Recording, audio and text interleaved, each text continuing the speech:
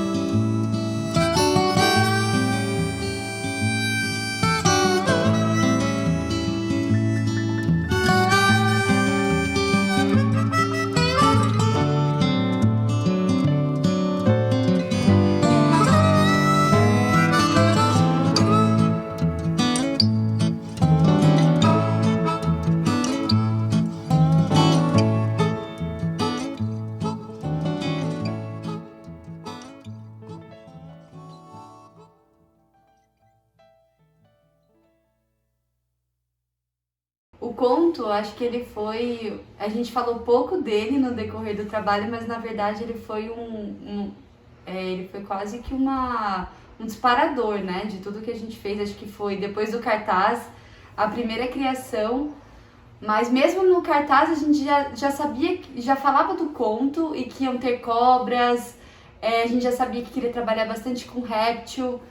Então ele já estava em mente nesse processo de criação. Falta chover, né?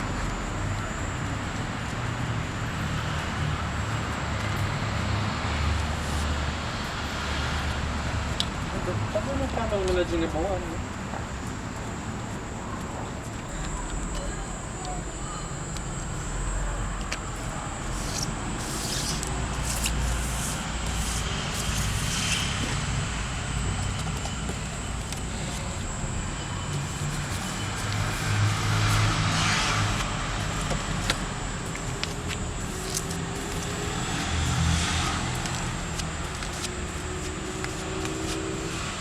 Foi realmente uma junção, trabalho em equipe, acho que como tudo que a gente fez.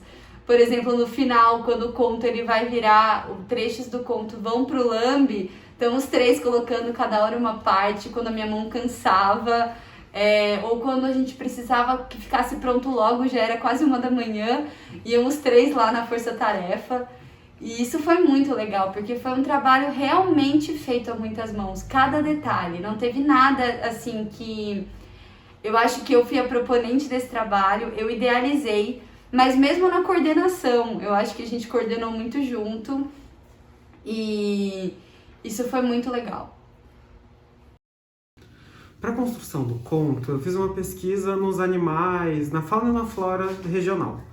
Então, nela eu encontrei o jaracachá, que foi a árvore emblemática do nosso conto.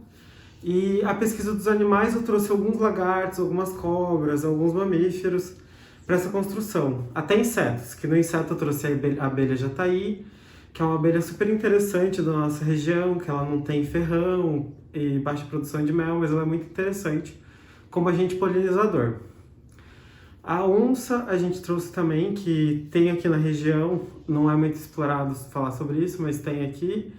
Temos também o teiu e a sucuri, que a gente colocou no conto como personagem principal.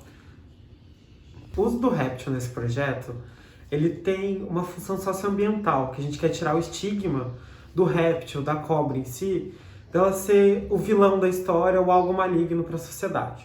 Porque a sociedade ela sempre mata o animal quando ele chega na área urbana, sendo que a gente invadiu o espaço dele. Então a gente trouxe a cobra como personagem principal e ela como se ela protegesse a cidade de Ourinhos. Então com isso a gente tira o estigma da cobra ser o vilão da história. O Lambe também foi... Eu acho que tem muito disso de trabalhar com acaso, né? A gente tinha uma ideia do que fazer, mas a gente precisava esperar o que as crianças iam produzir para poder montar o Lambe, porque a ideia é que tivesse o trabalho das crianças com partes do conto. Então, foi esperar ficar pronto, esperar as oficinas, depois medir. Eu acho que teve muito do acaso, do dia, e medindo e olhando aquele espaço na hora, compondo na hora, compondo com o olhar um do outro, novamente falando, né, dessa mistura de olhares e de pessoas participando. Tivemos ajudas externas de pessoas que passavam lá para ver o trabalho e davam um pitaco ali, um pitaco aqui, uma ajuda na cola que eu não sabia fazer, que não deu certo. E aí eu acho que foi bem legal ver esse movimento das pessoas também de fora que passavam por ali, que contribuíam de alguma forma com essa construção.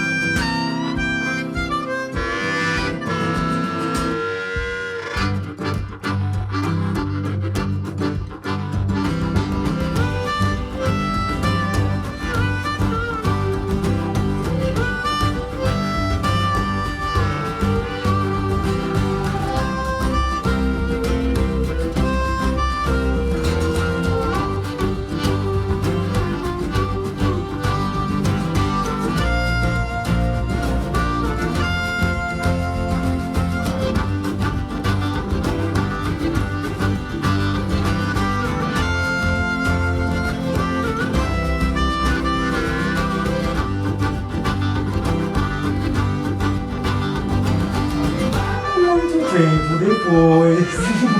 Você podia falar em balé.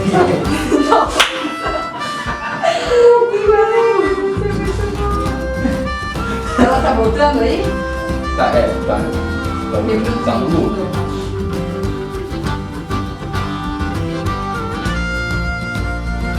Vai ser um pouco rápido e vai estar com Tá muito legal, eu gostei. E eu gostei desse fundo, parece um chapisco de paredes. Gente, tá muito bom. incrível. Bravo, bravo, bravo.